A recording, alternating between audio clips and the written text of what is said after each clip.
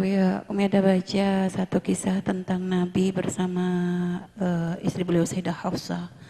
Di situ diceritakan bahwasanya pernah suatu hari Nabi itu membawa seria beliau yaitu Sayyidah Maria Al-Qibtiyah ke rumahnya Sayyidah Hafsah di saat jatah Nabi bersama Sayyidah Hafsah. Dan kebetulan memang waktu itu Sayyidah Hafsah tidak ada di rumah. Sehingga Nabi pun berdua dengan Sayyidah Maria Qibtiyah. Dan ketika akhirnya Sayyidah Hafsah pulang ke rumah, beliau kaget karena Rasulullah sedang bersama dengan Sayyidah Maria Qibtiyah. Dan Sayyidah Hafsah marah gitu ya, kecewa, merasa sangat tersakiti dengan cara Nabi membawa budak beliau ke rumah Sayyidah Hafsah.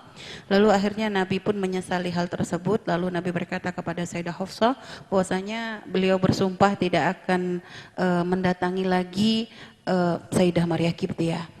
Dan Nabi meminta kepada Sayyidah Hafsah untuk merahasiakan, yang akhirnya ternyata Sayyidah Hafsah itu menceritakan kepada Sayyidah Aisyah. Lalu turun ayat, ya ayuhan nabi lima tuharrimu ma ahallahu lak tabtaghi mardata azwajik, itu Bu ya. Nah artinya kan Nabi wa ma yantiqu anil hawa in huwa illa wahyun yuha.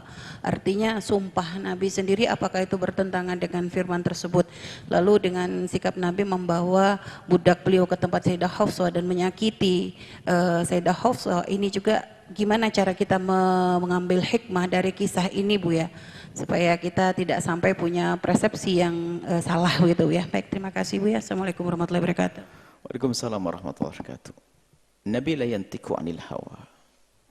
Tidak ada Nabi mengikuti hawa nafsunya.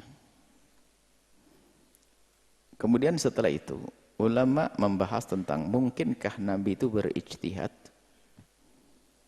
Dikatakan oleh para ulama, iya. Nabi mungkin berijtihad selagi belum ada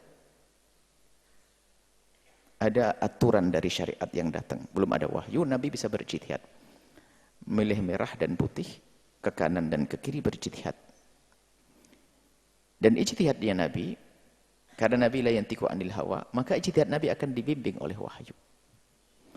Sehingga tidak ada yang salah bagi Nabi karena semua yang dibimbing oleh Nabi. Yang ada adalah Nabi benar diarahkan kepada yang lebih benar lagi. Adapun insahal khabar, jika benar sebuah kisah bahwa Nabi waktu itu memberikan hari yang semestinya untuk Sayyidah Hafsah, untuk Sayyidah Maria Qibtiyah, itu juga masuk wilayah ijtihadnya Nabi. Dan jangan sampai ada dugaan Nabi ingin menyakiti Sayyidah Hafsah. Dan Maria Qibtiyah itu siapa? Orang yang datang dari negeri Mesir, tidak punya sanak kerabat dan saudara, dibawa oleh Nabi. Dan Nabi ingin meyakinkan dan memberikan kesenangan dengan ijtihad baginda Nabi SAW. Tidak ada niat zalim dari baginda Nabi. Adapun masalah kecemburuan, kekecewaannya seorang Sayyidah Hafsah, bukan kecewa lalu dendam, bukan. Itu kecewa cinta. Bahwasanya harinya diambil. Dan beliau bukan langsung menyalahkan Nabi, rasa di dalam hatinya.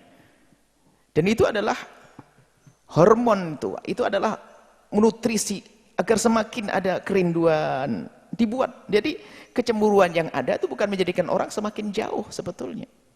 Jadi kecemburuan yang ada dalam Sayyidah Hafsah itu, yang ada pada Sayyidah Hafsah itu justru menambahkan ikatan itu semakin kuat.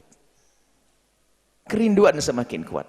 Nah, baginda Nabi, ingat kaidah, tidak ada yang salah, jangan berkeyakinan, jangan ada dugaan Nabi melakukan salah. Kemudian setelah melihat Sayyidah Hafsah, ini semua kita sandarkan kepada jika berita ini benar.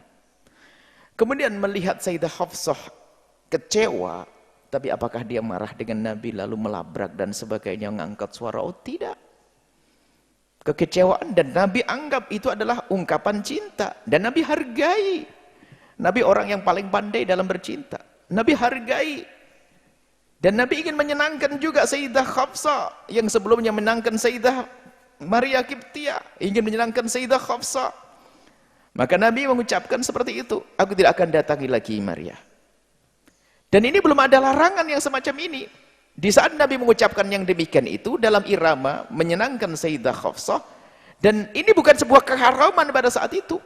Dan Nabi tidak melakukan yang haram, tidak ada Nabi melakukan yang haram sama sekali. Kemudian setelah Nabi berkata kepada Sayyidah Hafsah bahasanya aku tidak akan lagi datangi dia. Ini sebenarnya bahasa lain daripada ya aku menyesal. Aku menyesal wahai Hafsah. Bahasa lain mungkin begini, aku bayar sekarang. Bahasanya hari-harimu akan aku penuhi. Dan aku tidak akan datangi dia. Ini adalah dalam irama Nabi. Bukan Nabi ingin berbohong. Dan begitulah ijtihad Nabi. Dan tidak salah. Kenyataannya apa? Nabi dibenarkan diangkat lagi oleh firman, oleh Allah dalam wahyu.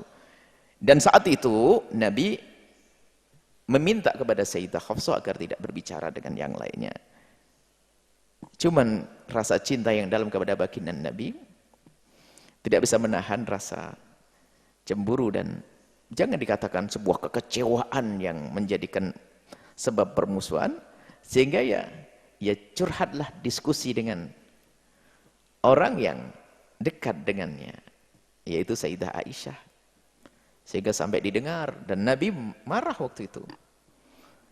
Dan ternyata baginda Nabi yang ijtihad ingin menyenangkan semua istrinya diberi oleh Allah petunjuk yang lebih bagus lagi. Istri yang sudah halal jangan kau haramkan. Sehingga akhirnya apa yang dilakukan Nabi jadi syariat bagi kita. Kalau istrinya, sehingga tidak boleh bersumpah untuk tidak menggauli istrinya. Zalim itu semuanya. Akhirnya Nabi yang sudah ijtihad benar ingin menyenangkan Sayyidah Maryah Qibtiyah, ingin menghibur hati Sayyidah tanpa melanggar ini semua, enggak ada langgaran. Mana ada aturan kalau dikatakan melanggar? Baru setelah itu ada wahyu, lima tuh haram. Kenapa ya Rasulullah? Kau haramkan, itu halal. Itu istrimu. Baru setelah itu ayat ini datang kepada Rasulullah, disampaikan ke Sayyidah Hafsah, kepada semuanya, beres semuanya.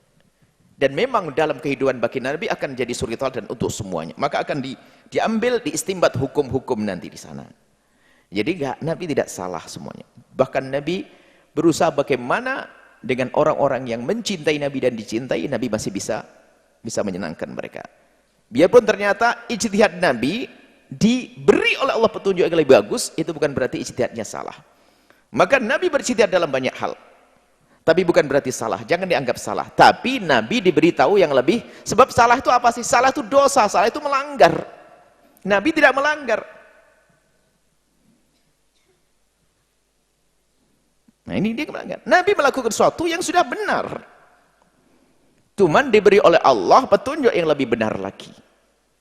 Itu. Jadi seperti itu. Apalagi kalau kita bicara tentang keluarga Nabi, maka yang pertama harus kita cek kebenaran sebuah riwayat. Jika sebuah riwayat itu sudah dianggap benar, hati-hati. Kita harus punya adab di dalam membaca sejarah tersebut. Karena apa? Khawatir. Pertama riwayat kadang tidak benar, kemudian setelah itu kita membacanya dengan hati yang kotor, apa hasilnya? Nabi jadi musuh, tidak akan selamat sepanjang hidupnya. Wallahu a'lam bishawab.